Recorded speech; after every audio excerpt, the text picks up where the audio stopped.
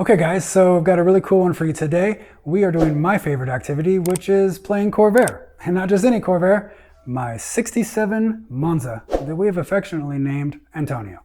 Now, if you remember in the last video, I had a few things that I needed to get done, and I've had a little bit of time over the last couple of weeks, and one way or the other, somehow I got those things all done. So let me quickly catch you up as to what I've worked on. If you remember in the last time we talked about this, I mentioned that this car came with no chrome on it. All the chrome was in a box and throughout the car because the original or previous owner was planning on doing a paint job.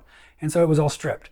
And I had the decision to make, should I leave all the chrome off until I get a paint job, or put it on and have a complete car until then? And it might realistically be a year or more till I can afford to get a paint job on it. So as I get it more closer and closer to being able to drive, I'd rather drive around with a complete car that happens to need a paint job than one that looks like a project car from a junkyard that's incomplete. So anyway, I had a lot of fun. I took an afternoon and I went through and just stuck all of the chrome pieces on.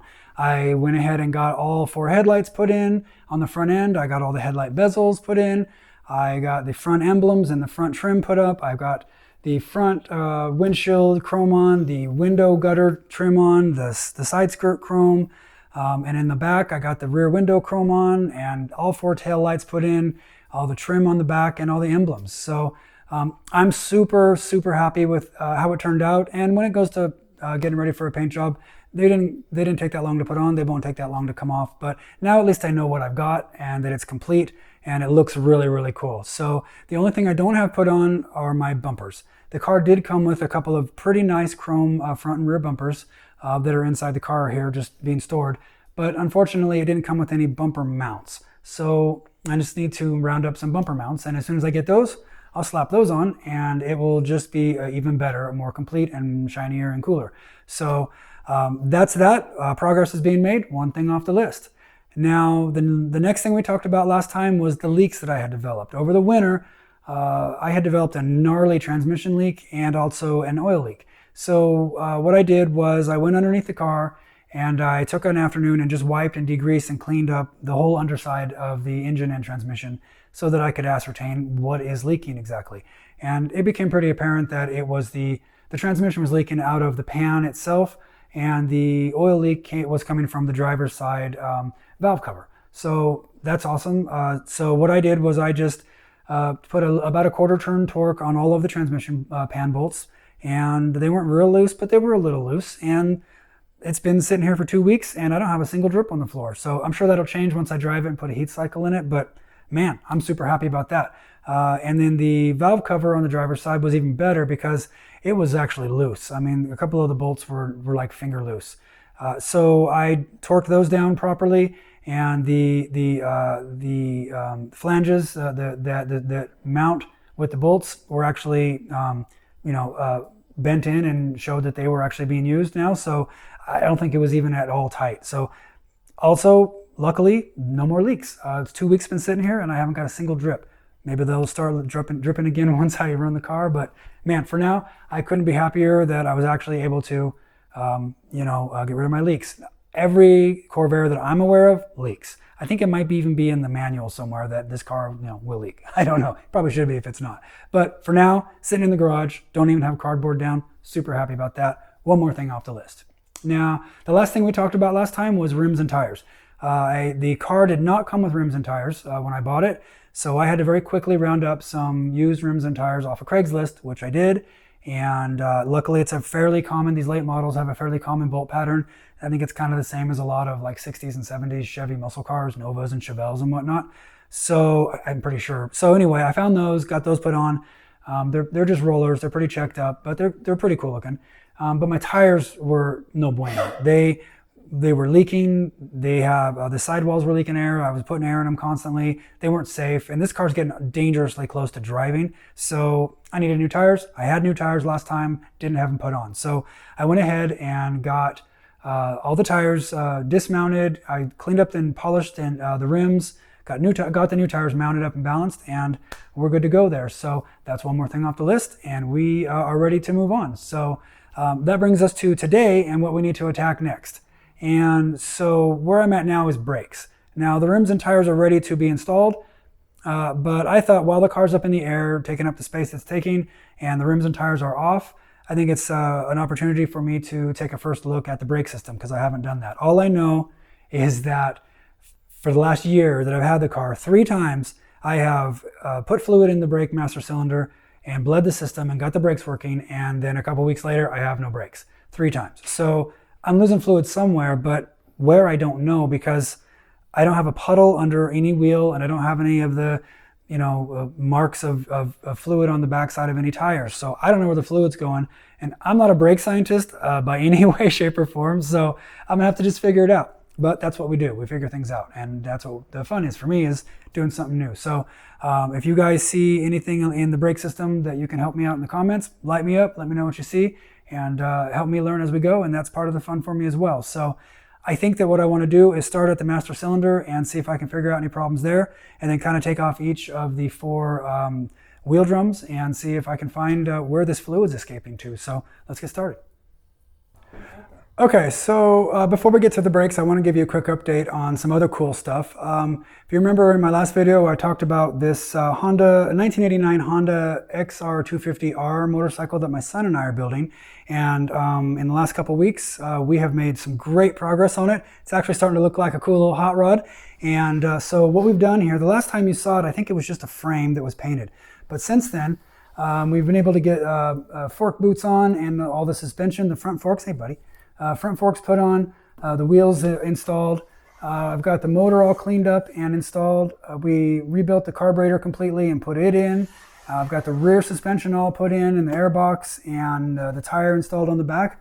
The handlebars put on, and man, it's starting to look like a motorcycle now. So super excited about that. It's really coming along, and what an awesome vintage project that my son and I are having a blast on. Kind of an evening weekend thing, but slowly we're getting it done. That's what we do. So since we talked last, I have picked up this awesome little unit, which I'm super excited about. This is a 2004 Suzuki DR200 SE, and it's a dual sport bike, and it's not a big bike and it's not a fast bike, but then I'm not a big guy and I'm not a fast guy, so it fits me just right. It's street legal.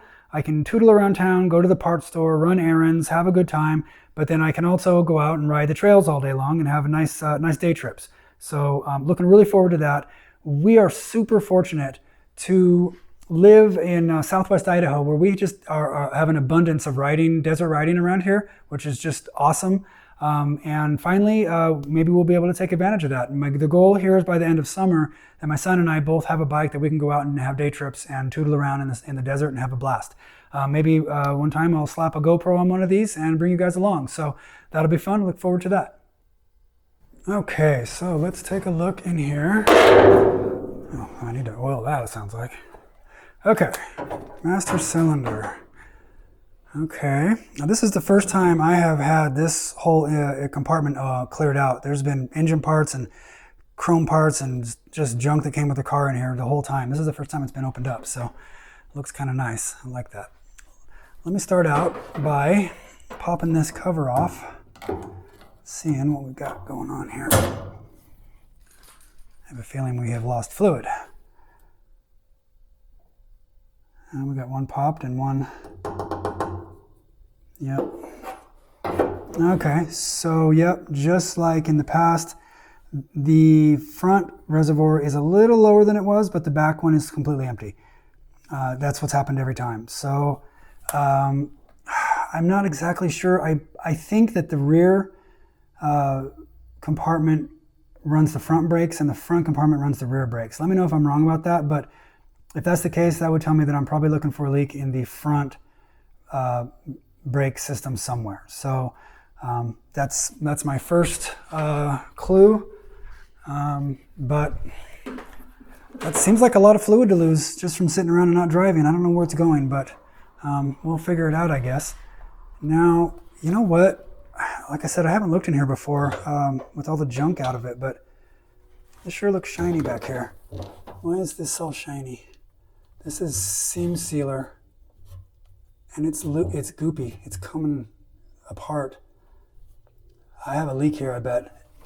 It's not enough to make it like that's where all my fluid went, but This looks a little moist here. Oh, look at this, is all kind of shiny back here too. Oh man, I might have a master cylinder needs replaced or rebuilt or something. Okay. This is all rusted in a nice little line. This, everywhere I can pool, it pooled. Oh, okay, yeah, look at this down here. Down, sticky down here again. Oh, well, yeah, look at, okay, this whole thing, the paint is eaten away, completely gone in here. As if it's been just kind of weeping down here and puddling. And that's what the brake fluid does. It's like caustic and it eats the paint out. Oh man, I was hoping I just had a loose fitting or something, but I think I might have a bad master cylinder. Okay, add that to the list, I guess. Okay, I imagine it can be rebuilt, but I'm probably more inclined to just replace it. Not being a brake guy, I'm sure I can get one put in and feel comfortable with it, but man, okay, well, that's what I got there, I guess. That's what we're dealing with. So, okay, let me put this back on here. Okay, good. Now, I think probably the next logical thing I want to do is go to each wheel and pull the drums off and see if I can find leaks in the wheel systems or in the hoses they go to them or something else. So try to trace down what else is leaking. So let me get set up with that and we'll get going. Okay, so the diagnosis continues. I'm here now at the driver's front wheel, and first thing I want to do is check this hard line up in here for breakage. Here's my soft line hose, brake hose, and I don't feel any leaks down all the way to the back. I am dirty, but totally dry. I don't feel a leak. I don't think that I've got, I'm sure these need replaced. They're hard as a rock, but no leaks. I believe this must be my speedo cable. It doesn't look so good. I don't know if you can see that, but I can see like cable under there. This is all cracked out. Probably better add one of those to the list. I'm not sure if that's healthy or not, but I've only driven the car around the block a couple times. I don't think I've ever looked at the speedometer, if it even works or not. I'll have to check that out too, but that's not looking good either. So I'll work that out as well and add that to the list. Not life safety. Right now we're working on life safety. So, okay, so I think what I want to do is pop this drum off and see if I can figure out what's going on behind it. Come on, baby. There we go. Okay. I don't think that looks horrible. There's not a lot of like grooves and stuff, so that's pretty cool, I guess. Okay, what do we got going on here? Well, it's pretty corroded, like it's been in the bottom of the river. I don't know. Oh, okay. Yeah, you can see here, this brake cylinder, wheel cylinder, I guess you call it, is all gunky. Let me peel this little thing back right here. Oh, look at that. You see that? That's fluid. Okay, so problem number 2, we have a leaking wheel cylinder. Again, it's not enough to like get to the bottom of the wheel. That's not where all my fluid's going, but it's an additional leak. Maybe I just have a bunch of really small leaks that kind of add up to a failure. The shoe looks like it's got life on it, but these springs look awful. It just looks all corroded and rusty and gunky, and that seems to spin okay. But okay, so we're gonna have to get a new wheel cylinder. This is looking like a full rebuild to me.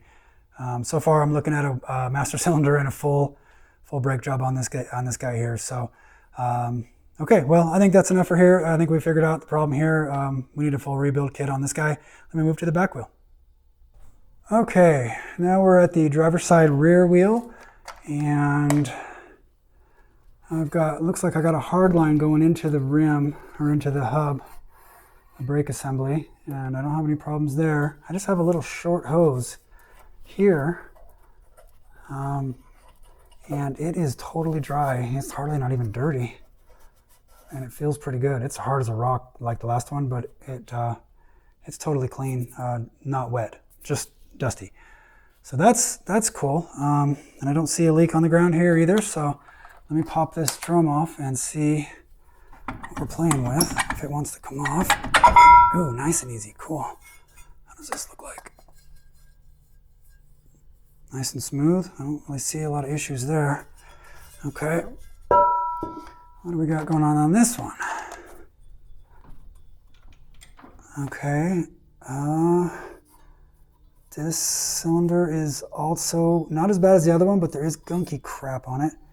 Oh no, oh wow, look at these. These shoes have half the life as the front ones do. I don't know if they just have less life because they're the rear ones by nature or by when they're new, but these look like they need replaced. A lot less rusty, gunky crap looking stuff, but it's all very dirty. Let me peel back this. Oh, this rubber's stiff. Wow, that's really stiff.